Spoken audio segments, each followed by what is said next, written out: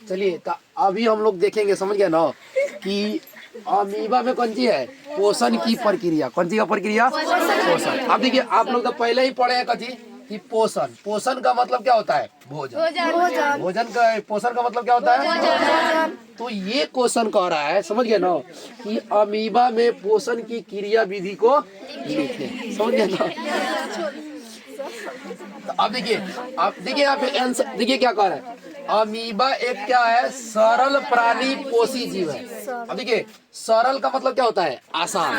सरल का मतलब क्या होता है? आसान। आप देखिए यहाँ पे एक शब्द आ गया पोषी। पोषी तो हम पहले ही आपको बताए थे कि पोषी उसे कहते हैं कि जिस जीव से भोजन प्राप्त किया जाता है, मतलब भोजन प्राप्त किया जाता है। अब देखिए यहाँ पे क्या कर रहा है कि अमीबा एक सरल प्राणी पोषी जीव है। ये मृदु जलीय, मृदु जलीय का मतलब मीठा जल, मृदु जलीय मतलब मीठा जल, यानी अमीबा मृदु जलीय जीव है। और वो भी एक कोशीय। एक कोशीय मतलब एक कोशिका से बना वाला। और दूसरी चीज कि यह अनिश्चित आकार का होता है। इसका आकार कैसा है? ये ऑब्जेक्टिव में पूछ लिया एग्जाम में, फाइनल एग्जाम में, मैट्रिक के इम्तिहान में डायरेक्ट पूछ लिया था कि अमीबा का आकार कैसा होता है, निश्चित कि अनिश्चित। अनिश्चित का मतलब कि हम लोग इधर उधर के उधर है बना दीजिए, अमीबा हो गया। क्या हो गया? अमीबा हो गया। अमीबा का कोई आकार नहीं होता है, यह अनिश्चित आकार है। अमीबा का आकार कैसा है? अनिश्चित है। ठीक है। अब चलिए अब यहाँ पे देखिए आगे क्या कह रहा है कि यह भोजन को, यानी भोजन को कूटपादों की मदद से ग्रहण करती है। कथी के मदद से? यहाँ भी एगो एग्जाम का क्वेश्चन रहेगा कि अमीबा अपना भोजन किसके मदद से अंतर्ग्रहण, यानी किसकी मदद से ग्रहण करता है।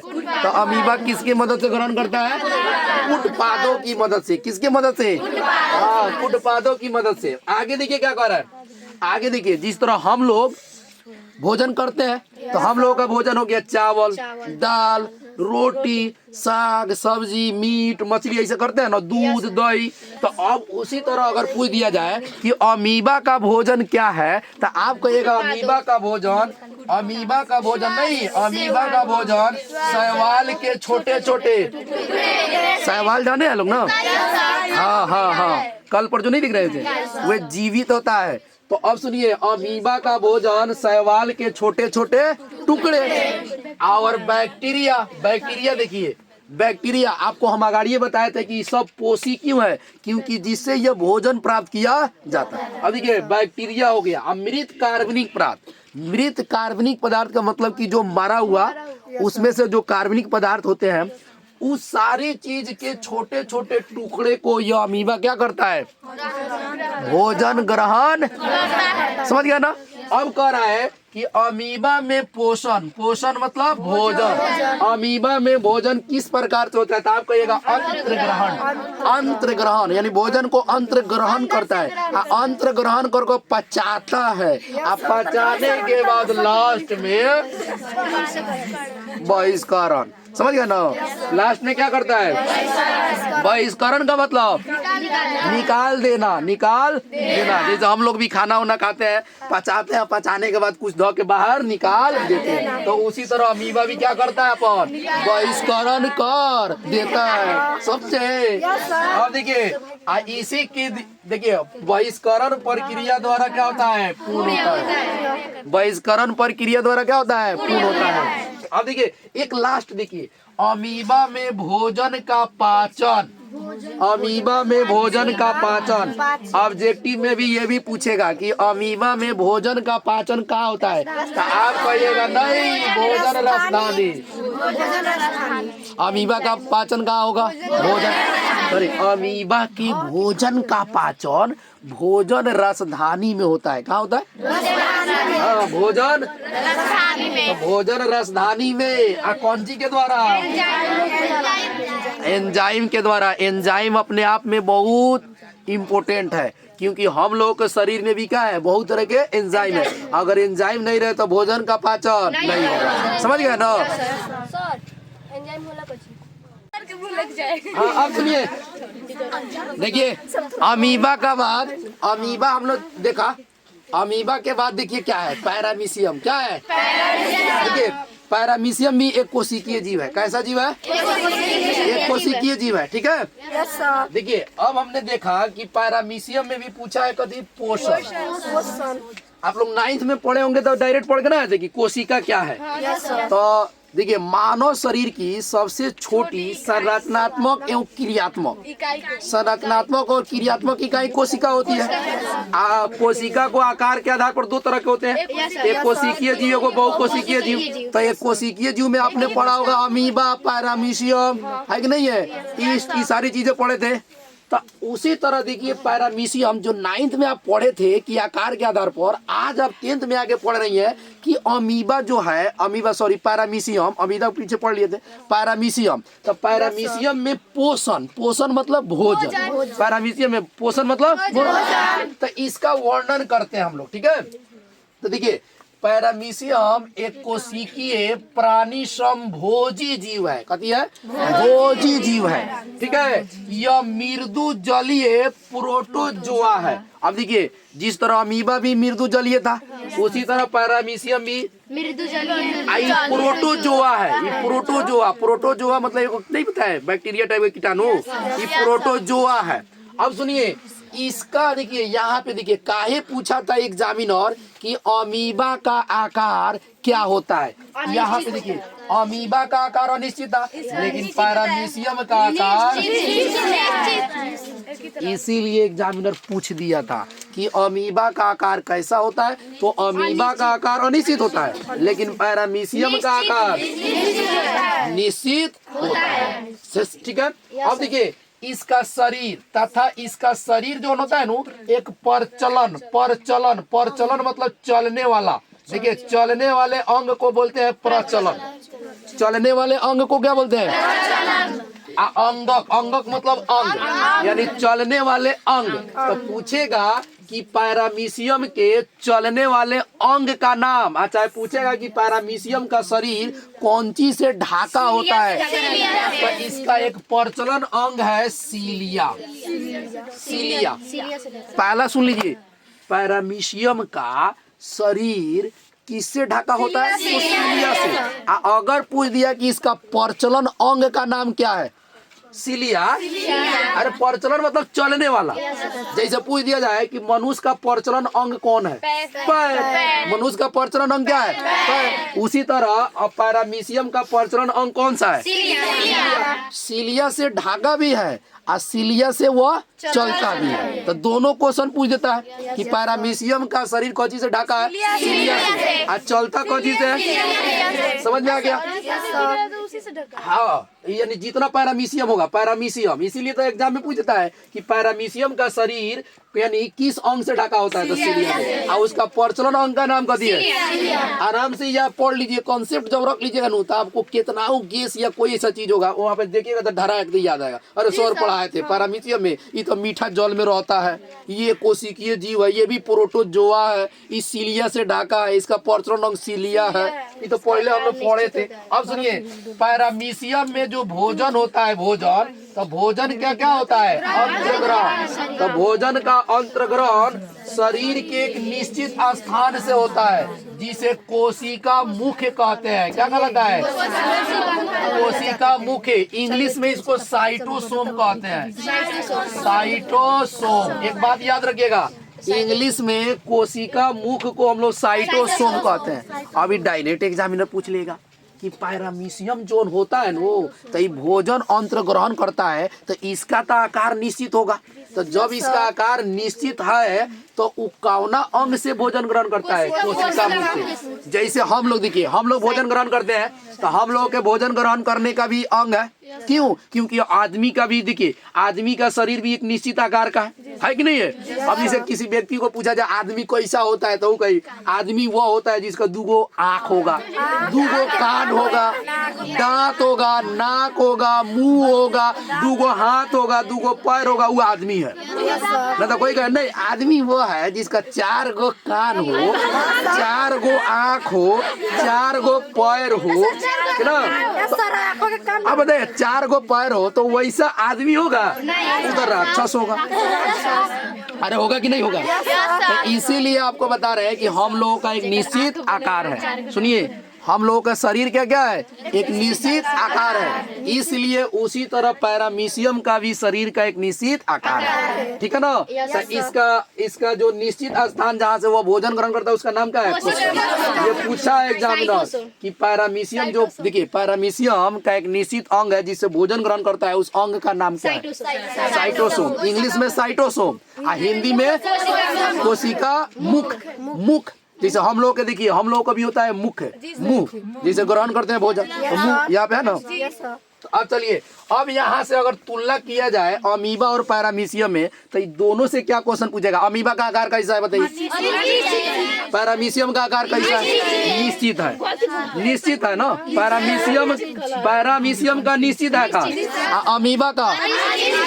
अमीबा अपना भोजन किसके मदद से ग्रहण करता है? कूटपात है कि नहीं है?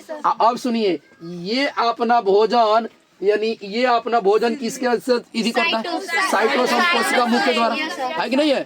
तीसरी बात सुनिए कि कोशिका अपन भोजन का कहाँ पचाता है? सॉरी, अमीबा अपना भोजन को कहाँ पचाता है?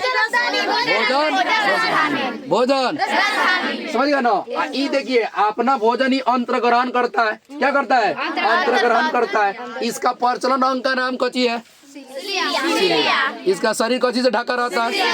सिलिया। समझ में आ गया? तो अमीबा पैरामीशियम दोनों में कंप्लीट हो गया। अंतर भी लिख सकता नहीं सर।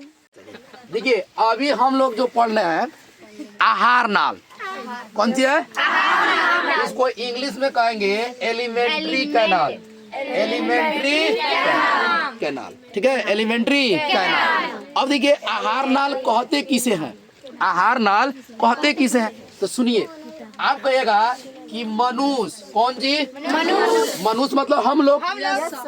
तो मनुष्य तथा सभी उच्च श्रेणी के जंतु है। उच्च श्रेणी के जंतु है मतलब मनुष्य हो गया, हाथी, घोड़ा, बैल, गधा, बकरी, इस सारी उच्च श्रेणी के जंतु में आएंगे। किसके जंतु में आएंगे? तो उच्च श्रेणी के जंतुओं में भोजन के पाचन के लिए, भोजन के एक विशेष अंग होता है। बिल्कुल, यानी हम लोग जितने उच्च श्रेणी के जंतु है ना, तो हम लोगों में भोजन के पाचन के लिए एक विशेष क्या होता है? अंग होता है। क्योंकि खाना खाएंगे तो पचाने के लिए कोई अंग होगा ना, तो इसी अंग का नाम है आहार नाल। देखिए कितना बढ़िया है। देखिए बता रहे, देखिए आहार, आहार, आहार मतलब भोजन, नाल मने नौली। सते पड़े भोजन जाता है जिस नौली पूके नु, ओकरे नाम है आहार नौली। मतलब जिस नौली पूके भोजन जाता है, आहार मतलब कभी भोजन, और नाल मने नौली, तो जिस नौली के द्वारा भोजन जाता है उसे ही तो आहार नौली कहते हैं। तो अब सुनिए, आहार नाल, आहार नाल, आहार नाल, इससे क्या होता है कि इससे पाचक ग्रंथियां संबंध रहती है। कौन ग्रंथियां? पाचक मतलब हम लोग खाना खाते हैं तो पचाने वाला चाहिए ना, तो इससे पाचक ग्रंथियां संबंध रखती हैं। आप पाचन क्रिया मिलके एक चीज का निर्माण करता है, पाचन तंत्र, जिसका नाम है डाइजेस्टिव सिस्टम बोलते हैं। इंग्लिश में क्या कहते हैं? हाँ, डाइजेस्टिव सिस्टम। अब देखिए, किसी आदमी को गैस के या खाना अपच हो गया तो उसी में लोग क्या कहता है कि इसका डाइजेस्टिव सिस्टम है ना, वो खराब हो गया है, इसलिए इसका भोजन नहीं पच रहा है, इसलिए इसका भोजन नहीं पच रहा है, इसका भोजन नहीं पच रहा है। समझ गया ना? अब सुनिए फिर से। तो आपने देखा कि कौन कौन चीज मिलकर पाचन तंत्र का निर्माण करता है? आहार नाल, पाचक ग्रंथियां और पाचन क्रिया, ये तीनों चीज मिलकर कभी का निर्माण करता है? पाचन तंत्र का निर्माण करता है। डाइजेस्टिव सिस्टम, कौन सा सिस्टम? Digestive system. समझ गया ना? जैसे देखिएगा, कोनो आदमी ज्यादा खा लेता है, समझ रहे ना, तो ऐसा करता है कि नहीं? अरे गैस डायबिटीज बना लेता है, खाना पचता ही नहीं है।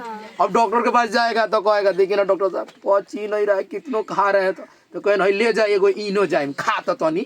अब जैसे इनोजाइम खाएगा गैस के गोली, अब कहे पूरा वो सांप फरेज करेगा तब पची। हाँ बाप रे, है ना नो, तो कितना आदमी को गाना नहीं पड़ता। हाँ देखिए, आपको पढ़ाएंगे तो बताएंगे भी। हाँ बढ़ाइए मम्मी, धीरे धीरे चलते रहिए। अब सुनिए, अब आहार नाल पूछा जाएगा कि आहार नाल के रचना कैसन है, तो कहिएगा कुंडली। अब कुंडली तो नहीं समझ रहे हैं तो देखिए, हम लोग आहार नाल है ना, तो आहार नाल मान लीजिए ऐसे है यहाँ, तो ऐसे ऐसे ऐसे ऐसे ऐसे ऐसे इस तरह हम लोगों को पेट में ऐसे रहता है। देखिए ऐसे ऐसे ऐसे रहता है कति आहार नाल। हाँ इधर सुनिए ना, हेलो इधर देखिए, इधर देखिए, आहार नाल इस आकार के रहता है। कुंडली, कुंडली का मतलब समझ लो, जैसे सांप को देखिए, सांप पूरा कुंडली मार के ऐसे पूरा बैठा रहता है, ऐसे रहता है कि नहीं, तो उसी तरह ये भी हमारे पूरा ऐसे पेट में पूरा, जिसको हम आपको आगे पढ़ाएंगे, एगो स्मॉल इंटेस्टाइन आ एगो लार्ज इंटेस्टाइन, एगो बड़ी आंत आ एगो छोटी आंत, है कि नहीं है। अब सुनिए, तो आहार नाल की रचना कुंडलित रचना है। आहार नाल की रचना कुंडली। अब सुनिए, इसकी लंबाई अगर पूछा जाए तो 8 से 10 मीटर। अब बताइए कभी देखे होंगे कपड़ा खरीदने जाते हैं तो 1 मीटर है इतना नापते हैं, आई पेट में 8 से 10 मीटर है, सन का 8 से 10 मीटर है। एक मतलब कथी भोजपुरी में पचौली, भोजपुरी में, अरे कभी बकरी बनता है तो देखे है तो निकलता है तो 2 तरह के देखते हैं, एगो मोटका पचौनिया, एगो पकार का पचौनी। तो उसी तरह इसकी लंबाई कितना है, दोनों मिलकर 8 से 10। हाँ 8 से 10, दोनों को लेके 8 से कितना है, तो 8 से 10 मीटर होता है आहार नाल की लंबाई। मतलब यहाँ से देखते हैं, ये आहार नाल से लेके बता रहे हैं, यहाँ से, जहाँ से आहार नाल शुरू है यहाँ से लेके यहाँ तक। नहीं तो उसकी देखिए, छोटी आंत बड़ी आंत उसकी लंबाई अलग अलग है, पढ़ाएंगे आपको।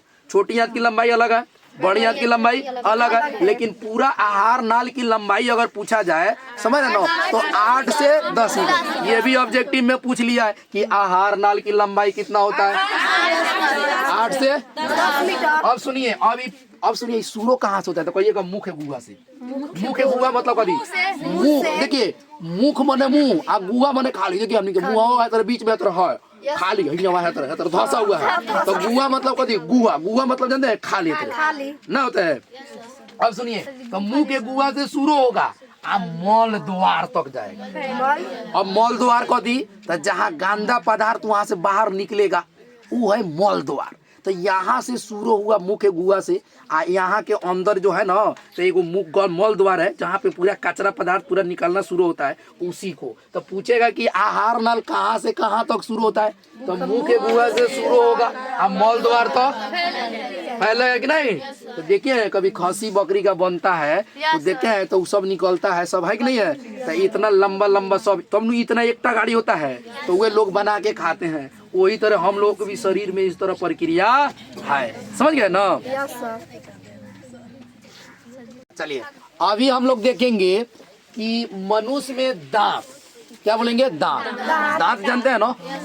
तो आपको हम बता रहे हैं कि क्वेश्चन कह रहा है मनुष्य में कितने प्रकार के दांत होते हैं, उनके नाम तथा कार्य। तो कार्य इसके बाद लिखवा देते हैं, बोर्ड को दिक्कत है थोड़ा सुन जगह में, तो इसके नाम हम लोग पहले चर्चा कर लेते हैं, उसके बाद हम इसका क्या करेंगे, कार्य देखेंगे, ठीक है ना। तो एक बात आपको बता दें कि मनुष्य में दांत कितने प्रकार के होते हैं, ठीक है ना। मैट्रिक में भी क्वेश्चन पूछ लिया, इसी तरह नहीं लिखवाया, पूछा क्वेश्चन है, प्रीवियस ईयर में पूछा था कि मनुष्य में दांत कितने प्रकार के होते हैं, उनके कार्य के लिखे, उनके कार्य के लिखे कि क्या अनुसार दांत क्या कार्य होता है। तो मनुष्य में होता है दांत 4 प्रकार के। पहला दांत का नाम है करंतक, हाँ कर्तनक, उसको करंदन है, कर्तनक पढ़ेंगे, कर्तनक। इंग्लिश में कहेंगे इनसाइजर, यानी इनसीजर, इनसीजर, हाँ इधर लिख भी दिया है, इनसाइजर लिख दिया है इंग्लिश में, ठीक है ना। दूसरा का क्या बोलेंगे, भेदक, क्या बोलेंगे, भेदक, इंग्लिश में बोलेंगे कैनाइन, कैनाइन, ठीक है ना। फिर समझ लीजिए करंतक, भेदक, दूसरा का दिया है भेदक, और तीसरा का है अग्र चौवर्णक, और चौथ का है चौवर्णक, अग्र हटा दीजिए चौवर्णक, आई हो जाएगा कथी, चौवर्णक, यानी इसको कैनाइन, देखिए इंग्लिश में incisor, canine, premolar, molar, premolar, molar. तो मनुष्य में दांत कितने प्रकार के होते हैं, 4। अब देखिए यहाँ से थोड़ा हम एक बात बताते हैं, थोड़ा सुकीन और अदर एगो नॉलेज ले लीजिए। जानते हैं अदर नॉलेज से क्या फायदा है कि जब आप लोग इंटर में आइएगा तो एगो सब्जेक्ट है जिसका नाम है होम साइंस। होम साइंस उसमें पढ़िएगा कि दांत, होम साइंस में हम इंटर में पढ़ाए थे होम साइंस के बारे में। तो अब सुनिए, तो दांत की अगर बात करें तो दांत अगर प्रकार में देखा जाए तो दांत आपने 4 प्रकार के देखा, लेकिन मनुष्य के जीवन काल में दांत 2 बार आता है। अगर एग्जाम में पूछ देवे, अगर कोई थोड़ा एक्स्ट्रा नॉलेज की बात करते हैं, इतना तो मैट्रिक में पूछेगा नहीं कि मनुष्य में जीवन काल में दांत कितने बार निकलता है। आप कहेगा 2 बार। एक होता है अस्थाई दांत, अस्थाई दांत, इसको बोलते हैं मिल्क टीथ, दूध का दांत बनू। एक होता है अस्थाई दांत, अस्थाई दांत, इसको बोलते हैं परमानेंट,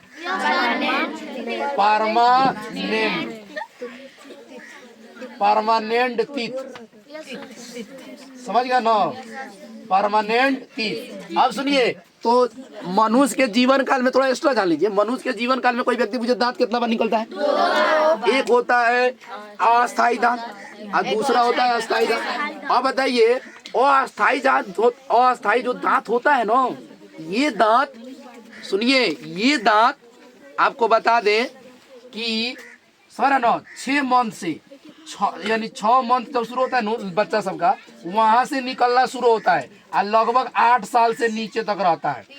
इसकी संख्या जानते हैं कितना होता है? 20 गो। हाय सुनिए, 8 साल जब अस्थाई दांत टूट जाते हैं, अस्थाई दांत जो टूट जाते हैं और उसके जगह पर जो दांत नए निकलते हैं, उस दांत को हम लोग अस्थाई दांत, उसको परमानेंट टीथ कहते हैं।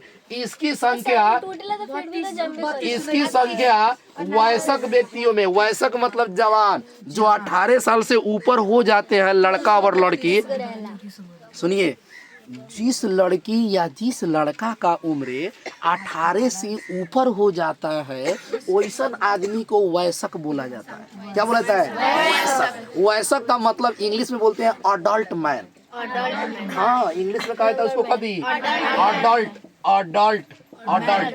हाँ ठीक है ना, हाँ अडल्ट, ठीक है ना, अडल्ट मैन, अडल्ट मैन, यानी अडल्ट मैन बोलते हैं किसको? जिसका एज 18 से। तो वयस्क मनुष्य के शरीर में, वयस्क मनुष्य होते हैं ना, जो अडल्ट हो जाते हैं 18 से ऊपर, उनमें दांतों की संख्या 32 होती है। उसमें दांतों की संख्या आपसे मैट्रिक में ही पूछेगा, कि वयस्क मनुष्य के शरीर में दांतों की संख्या कितनी? आप बच्चों, दूध के दांत कौन होता है बताइए, समझ जाएंगे ना। ये थोड़ा एक्स्ट्रा हो गया, इससे आपको कोई मतलब नहीं है, लेकिन इस तरह कभी पूछा नहीं। इंटर में आप आगे आइएगा तो पढ़िएगा कि हाँ सर अस्थाई दांत पढ़ाए थे, अस्थाई वो दांत पढ़ाए थे। अस्थाई दांत कौन होता है? तो जो 8 साल के बाद ऊपर। इसीलिए बच्चा जब दांत होता है ना, देखिए ना, एक बराबर साफ इतना खूबसूरत दांत होता है छोटा बच्चा, है कि नहीं है? कितना सुंदर दिखता है कि नहीं है? तो यहाँ तक हमने देखा कि जीवन काल में दांत 2 प्रकार से, जीवन काल में दांत 2 ही बार निकलेगा। एगो अस्थाई दांत होगा, एगो अस्थाई, इसको यानी एगो मिल्क टीथ बोलेंगे और एगो परमानेंट टीथ। परमानेंट टीथों की संख्या कितनी होगी? और दूध की दांत की संख्या हो गया कि नहीं? लेकिन हमारा जो एग्जामिनर पूछेगा, वो पूछेगा कि दांत कितने प्रकार के होते हैं? तो 4। कर्तनक, भेदक, अग्रसवर्णक, इंसाइजर, कैनाइन, प्रीमोलर। समझ गए?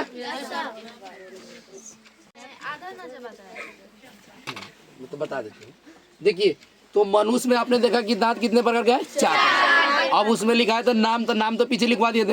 अब पूछा इसका कार्ड, तो कार्ड देखिए, पहला कार्ड हमने देखा करंतक, यानी करंतक, यानी इसको इंग्लिश में बोले कभी इंसाइजर या इंसीजर, इंसाइजर या इंसीजर। तो यह करता क्या है? यह भोजन को कुतरने या काटने का कार्य करता है। कुतरने समझते हैं? कुतरते हैं नहीं, ऐसे कुतरते हैं लोग ना। तो कुतरने का और काटने का, तो कुतरने और काटने का कार्य करते हैं कौन सा? करंतक से, यानी इन हाँ है नहीं है।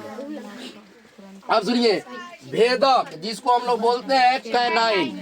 अब देखिए ये क्या करता है, यह भोजन को चीरने तथा नहीं होता देखिए चीरने या फाड़ने है ना है देखो नीचे ऊपर तो ईसा भोजन को फाड़ देता है, क्या करता है ऐसे धो के ना इधर कर देते हैं लोग, जैसे देखिएगा कभी हाँ एक ही ऐसा नहीं है हेलने से खाते हैं है कि नहीं है।